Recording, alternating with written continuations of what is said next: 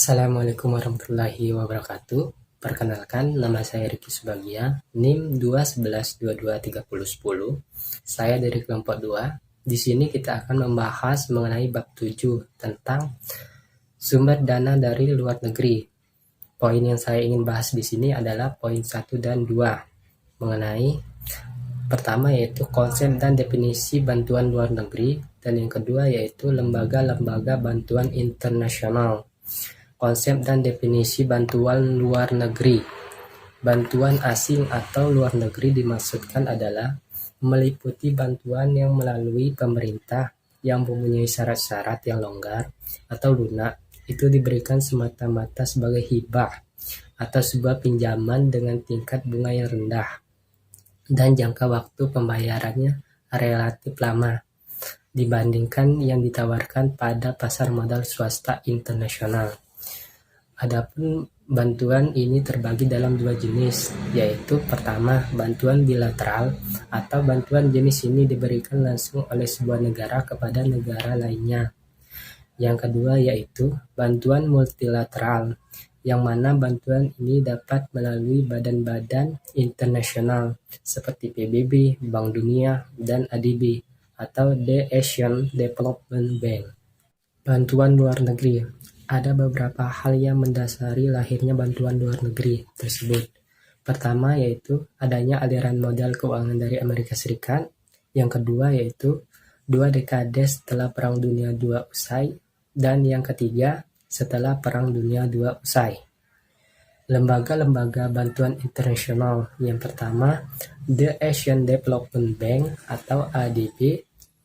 ADB ini berdiri pada tahun 1966 dan bertugas untuk meningkatkan pertumbuhan ekonomi, bekerja sama dengan semua pihak yang berkepentingan di kawasan Asia. Fungsi dan tujuan ADB sendiri diantaranya, pertama itu menyokong investasi modal pemerintah maupun swasta di kawasan Asia untuk tujuan-tujuan pembangunan. Yang kedua, memberikan bantuan teknis untuk menyiapkan, membiayai, dan melaksanakan berbagai program dan proyek pembangunan, termasuk juga merumuskan usulan-usulan bagi proyek-proyek tertentu. Keanggotaan ADB sendiri terbuka untuk anggota-anggota E-Shift atau The Economic Commission for Asian and the Far East dan negara-negara di kawasan Asia dan NSB di luar kawasan Asia yang telah menjadi anggota PBB atau anggota dari badan-badan PBB. Selanjutnya yang kedua yaitu Bank Dunia atau World Bank. Bank Dunia terbentuk pada bulan Juli 1944 atas pertemuan yang diselenggarakan oleh gabungan dari beberapa negara untuk memecahkan masalah-masalah dalam hal moneter dan permasalahan-permasalahan keuangan lainnya akibat dari dampak Perang Dunia Kedua. Atas kompresi tersebut, kemudian terbentuknya dua lembaga keuangan internasional, yaitu IMF, International Monetary Fund, dan IBRD, International Bank Reconstruction and Development. Kemudian lebih dikenal dengan nama World Bank atau Bank Dunia. IMF merupakan lembaga yang berfokus pada isu ekonomi makro suatu negara. Sedangkan Bank Dunia atau World Bank ini bersifat menaruh perhatian pada pembangunan ekonomi jangka panjang melalui investasi dan berbagai instrumen pendanaan lainnya. Pertanyaannya, siapa yang menjalankan operasi Bank Dunia? Seluruh kekuasaan Bank Dunia berada di bawah Dewan Komisaris yang terdiri dari para negara anggota. Setiap negara anggota memiliki satu komisaris. Dewan Komisaris bertemu dalam 1 tahun dan dapat mengirimkan suaranya melalui surat atau faksimili. Setiap suara diberikan bobot. Kemudian kebijakan diputuskan oleh Direktur Pelaksana. Dan apabila ada perubahan kebijakan dari Direktur Utama, maka Direktur Pelaksana mempertimbangkannya, selanjutnya baru diputuskan ulang. Dan yang terakhir, negara-negara yang dapat meminjam dari Bank Dunia. Bank Dunia dapat memberikan pinjaman kepada pemerintah, negara-negara anggota, atau kepada organisasi-organisasi swasta yang dijamin oleh pemerintah negara tempat proyek itu berada. Baik, sekian dari pembahasan dari saya. Untuk materi selanjutnya akan disampaikan oleh teman saya. Terima kasih. Perkenalkan, nama saya Sundari, NIM 211223032 dari kelompok 2.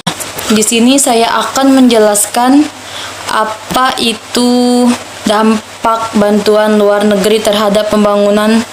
Menurut Harold Domart, peranan tabungan luar negeri adalah untuk menumbuh kembang tabungan domestik sehingga mengembangkan investasi dan pada akhirnya akan mempercepat laju pertumbuhan ekonomi, atau dengan kata lain, tabungan luar negeri biasanya digunakan untuk menutupi kesenjangan tabungan investasi yang terjadi di tingkat domestik. Permasalahan penduduk yang berdampak terhadap pembangunan, adanya jumlah penduduk yang menyebabkan akan kebutuhan sandang, pangan, papan, dan fasilitas lainnya semakin meningkat. Akibatnya terjadi eksploitasi alam secara besar-besaran yang menyebabkan terjadinya kerusakan lingkungan hidup. Masalah fisik yang timbul antara lain: 1. Kerusakan hutan, lahan pertanian semakin sempit, timbulnya banjir pada saat musim hujan, timbulnya kekeringan pada saat musim kemarau, terjadinya pencemaran lingkungan, dan kerusakan lahan akibat erosi atau tanah longsor. Permasalahan fisik lingkungan, jumlah penduduk yang besar dapat memunculkan permasalahan lingkungan sosial, yaitu adanya laju pertumbuhan ekonomi terhambat, angka pengangguran terus meningkat, beban keuangan negara bertambah, kriminalitas meningkat, kesempatan mengenyam pendidikan semakin sulit, dan yang terakhir, standar hidup menurun. Selanjutnya, saya akan menjelaskan tentang manfaat investasi asing. Perluasan kesempatan kerja. Ahli teknologi, ada 3 faktor yang mempengaruhi kemampuan sebuah negara sedang berkembang untuk mengkapitalisasikan berbagai peluang dari adanya investasi asing, yaitu 1. Adanya kapasitas negara tuan rumah. Negara tuan rumah dalam menyerap informasi baru, dan hal ini ditentukan oleh keterampilan sumber daya yang dimilikinya. 2. Kemampuan untuk mengkomodasi keinginan-keinginan negara tuan rumah dalam proses ahli teknologi. Dan yang ketiga, ada kebijakan negara tuan rumah terhadap ahli teknologi serta pengumpulan dan penyebaran informasi manfaat perolehan devisa. Manfaat asing bagi Indonesia. 1. Adanya modal baru, menambah devisa negara, berdirinya perusahaan baru, mengatasi pengangguran, perlindungan politik, meningkatkan teknologi. Investasi asing itu pada hakikatnya adalah invasi, intervensi, bukan sekedar investasi, tapi juga invasi. Invasi di sini adalah modal. Intervensi campur tangan, ada syarat-syarat yang ditekan lalu munculnya yang namanya perilaku intimidasi. Suka tidak suka akan melarikan inflasi posisinya dengan dampak yang macam-macam. Dan itu bukan hanya investasi asing, hutang luar negeri juga begitu. Jadi contohlah Korea Utara, tidak investasi di luar dan tidak ada yang boleh investasi di dalam. Sekian dari saya, materi selanjutnya akan dijelaskan oleh teman saya. Assalamualaikum warahmatullahi wabarakatuh. Perkenalkan, nama saya Rada Julia Sapitri, NIM 211223009 dari kelompok 2. Saya menjelaskan tentang kebijakan-kebijakan negara sedang berkembang terhadap investasi asing. 1. Restriksi. Persyaratan kinerja biasanya ditetapkan untuk setiap industri, misalnya bagi TNC yang memasuki industri perakitan otomobil, diharuskan untuk meningkatkan kandungan lokal dari mobil secara progresif. Dan ada juga sebuah aturan yang mengharuskan TNC agar menjual sejumlah tertentu dari modalnya, biasanya hingga mencapai angka 51% setiap proyek kepada para pengusaha lokal. Tujuannya adalah agar mitra lokal dapat memantau teknologi yang masuk, mempelajarinya, dan kemudian menerapkannya dalam perekonomian. Repatriasi laba yaitu batasan-batasan lain yang biasanya diterapkan oleh negara sedang berkembang. Repatriasi adalah suatu batas maksimum kepada perusahaan induk dan keharusan untuk menginvestasikan kembali sebagai laba negara tuan rumah. Batas maksimum repatriasi laba ditunjukkan untuk mengurangi aliran keluar dari sumber daya di negara sedang berkembang pada masa yang akan datang. 2. Intensi pajak. Bagi para investor asing yang mampu memenuhi prasyarat-prasyarat kinerja yang diajukan NSB, maka biasanya NSB akan memberikan beberapa intensi, misal tax holiday dan intensi pajak lainnya, hak monopoli di pasar lokal, dan jaminan bahwa para investor tersebut boleh melakukan repatriasi laba ke negara asal. Sejauh ini, intensif pajak merupakan dorongan yang paling banyak diberikan kepada TNC. Namun yang paling umum dan sering digunakan adalah tax holiday atas pendapatan TNC. Tingkat pajak atas pendapatan perusahaan di NSB biasanya berkisaran antara 40-50%. Sekian penjelasan dari saya. Selanjutnya akan dijelaskan oleh teman saya. Terima kasih. Assalamualaikum warahmatullahi wabarakatuh. Perkenalkan, nama saya Radika Altasari, NIM 211223021 dari kelompok 2. Di sini saya akan menjelaskan tentang pinjaman komersial. Sumber dana dari luar negeri yang sangat cepat perkembangannya adalah pinjaman swasta yang berasal dari 3 sumber, yaitu yang pertama, bond lending, yang merupakan salah satu bentuk dari investasi portofolio. Bentuk lainnya adalah pembelian saham perusahaan-perusahaan NSB oleh pihak asing. Kedua, pinjaman komersial adalah pinjaman dari bank-bank di luar negeri, baik dari pasar euro currency maupun pinjaman biasa dari bank-bank di luar negeri dengan menggunakan dana mereka sendiri. Pasar euro currency atau kredit euro currency biasanya dilakukan oleh suatu sindikat bank, bukan oleh sebuah bank secara individual.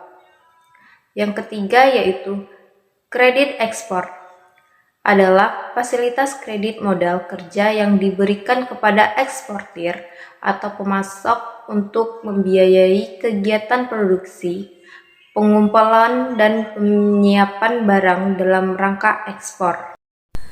Assalamualaikum warahmatullahi wabarakatuh. Perkenalkan, nama saya Siti Mufidah Salsabila. Saya dari kelas 3 RPA dan dari kelompok 2. Di sini saya akan melanjutkan penjelasan dari teman saya. Di sini saya dapat poin sumber pinjaman luar negeri bagi pembangunan di Indonesia. Di sini ada The Intergovernmental Group on Indonesia, bisa disebut juga IGGI. Ini adalah forum tempat pertemuan berkala antara Indonesia dengan negara-negara donor dan lembaga-lembaga keuangan internasional yang dibentuk tidak berdasarkan perjanjian internasional. IGGI merupakan forum kerjasama dan pertemuan konsultatif untuk Indonesia, bukan merupakan lembaga internasional, tidak memiliki sekretariat permanen dan tidak pula memiliki staf ahli. Dan Consultative Group on Indonesia, bisa disebut juga CGI. Di sini pinjaman bilateral dan multilateral dalam CGI ini. Yang pertama yaitu ada pinjaman bilateral. Pinjaman bilateral ini adalah setiap penerimaan negara baik dalam bentuk devisa maupun dalam bentuk barang atau jasa yang diperoleh dari pemberi pinjaman luar negeri yang berasal dari pemerintah suatu negara melalui suatu lembaga atau badan keuangan yang dibentuk oleh pemerintah negara yang bersangkutan untuk melaksanakan pemberian pinjaman yang harus dibayar kembali dengan persyaratan tertentu. Nah, di sini pula ada segi jenisnya. Di sini ada hibah bilateral, 2 jenis, yaitu hibah atau bisa disebut juga grant, yaitu penerimaan negara baik dalam bentuk devisa maupun barang atau jasa yang tidak perlu dibayar kembali. Hibah digunakan untuk pembayaran proyek, namun khusus hibah dalam bentuk devisa dapat digunakan untuk bantuan program. Hibah yang diterima oleh pemerintah saat ini berasal dari pemerintah Inggris, Australia, Selandia Baru, dan Kanada. Dan di sini pula ada pinjaman lunak atau soft loan, yaitu pinjaman yang disetujui oleh negara-negara donor dengan persyaratan grade element minimal 25%, dengan bunga pinjaman 35% atau kurang. Jangka waktu pengembalian cukup lama, sekitar 25 tahun atau lebih, termasuk tegang waktu di 7 tahun atau lebih. Di sini pertemuan Paris Club selama krisis Indonesia telah dilakukan 2 kali, yaitu yang pertama Paris Club 1 dilaksanakan pada tanggal 22 sampai 23 September pada tahun 1998 yang dihadiri oleh 17 negara kreditur, yaitu Australia, Belgia, Denmark, Kanada, Finlandia, Prancis, Jerman, Inggris, Italia, Jepang, Belanda, Korea, Spanyol, Swedia, Swiss, dan Amerika Serikat. Paris Club 1 dihadiri pula oleh beberapa lembaga internasional, yaitu IMF, dan OECD, dan UNCTAD, dan Uni Eropa. Yang kedua yaitu Paris Club 2. Krisis moneter yang terjadi sejak bulan Juli tahun 97 terjadi berdampak sangat luas, tidak hanya pada perekonomian Indonesia. Di sini hasil Paris Club 2 pada waktu itu menggambarkan dukungan dan kepercayaan yang kuat dari negara-negara kreditur terhadap upaya pemulihan ekonomi oleh pemerintah. Yang poin kedua yaitu pinjaman multilateral, yaitu setiap penerimaan negara baik dalam bentuk devisa maupun dalam bentuk barang atau jasa yang diperoleh dari pemberian pinjaman luar negeri yang berasal dari lembaga keuangan internasional maupun regional, dan biasanya Indonesia merupakan anggota dari lembaga keuangan tersebut. Salah satu bentuk dari pinjaman multilateral ini adalah pinjaman setengah lunak, yaitu pinjaman yang persyaratannya lebih mahal atau berat dari pinjaman lunak, namun masih lebih lunak dari fasilitas kredit ekspor. Di sini Indonesia naik peringkatnya dari non-industrialis country menjadi semi-industrialist country, karena pada akhir Repita 3 sudah agak sukar bagi Indonesia untuk memperoleh pinjaman bersyarat lunak ini. Di sini pula ada mekanisme pinjaman CGI, yaitu Paris Club. Paris Club ini merupakan institusi informasi bagi negara-negara kreditur pinjaman official development assistance, bisa disebut juga ODA, yang diberikan kepada para peminjam yang mengalami kesulitan untuk melakukan pembayaran pinjaman luar negerinya. Di sini pula ada London Club, yang merupakan institusi informal bagi para kreditur pinjaman komersial yang diberikan kepada peminjam yang tidak mampu melakukan pembayaran pinjaman luar negerinya. Kesepakatan Paris Club menghendaki agar pemerintah Indonesia menerapkan perlakuan setara dengan menjadwal ulang seperti pinjaman komersial pemerintah yang jatuh tempo dalam periode konsolidasi. Terakhir yaitu pinjaman di luar IGGI atau CGI. Golongan negara-negara ini tidak ikut serta dalam perundingan di Tokyo maupun di Perancis dalam rangka penyelesaian utang-utang di Indonesia maupun dalam sidang-sidang IGGI maupun CGI. Alasan klasik yang dikemukakan golongan negara-negara tersebut justru utang-utang tersebut timbul karena politik imperialis atau kolonial negara barat, dan mereka tidak ikut bertanggung jawab. Sehubung dengan alasan klasik dikemukakan tersebut, utang atau bantuan mereka akan diselesaikan melalui perundingan bilateral dan tidak berdasarkan pola Paris dan Amsterdam. Assalamualaikum warahmatullahi wabarakatuh. Perkenalkan, nama saya Bersandu, NIM 2112123023. Baiklah, saya di sini akan menjelaskan tentang teori-teori perilaku tabungan. Teori kaum klasik. Menurut teori klasik, tabungan adalah fungsi dari tingkat bunga, di mana pergerakan tingkat bunga pada perekonomian akan mempengaruhi tabungan. Jadi, menurut teori klasik, dengan adanya tingkat bunga tersebut telah menciptakan kegiatan balas jasa antara pihak lembaga bank dengan masyarakat, di mana tingkat bunga sebagai imbalan bagi masyarakat karena telah menabung dan juga menyimpan uangnya di lembaga keuangan, serta sebagai hadiah karena telah menanam atau menunda konsumsinya. Teori Keynes. Teori tabungan juga dikemukakan oleh Keynes. Berbeda dengan apa yang telah dijelaskan pada teori klasik, di mana tingkat suku bunga merupakan penentu dari tingkat tabungan. Teori Keynes menyatakan bahwa tingkat bunga merupakan fenomena moneter sehingga tabungan tidaklah ditentukan oleh tingkat bunga melainkan lebih disebabkan oleh tingkat pendapatan. Semakin tinggi pendapatan, akan semakin tinggi pula tabungan yang dilakukan oleh sektor rumah tangga. Sekilas tentang utang luar negeri Indonesia. Yang pertama, adanya transfer negatif. Yang kedua, tingginya rasio pembayaran utang terhadap belanja negara. Yang ketiga, tingginya biaya-biaya atas utang. Yang keempat, alokasi atas dana yang didapat dari utang luar negeri seringkali kurang efektif. Baiklah, batas di sini penjelasan saya. Saya akhiri. Wabillahi taufiq wal hidayah. Wassalamualaikum warahmatullahi wabarakatuh.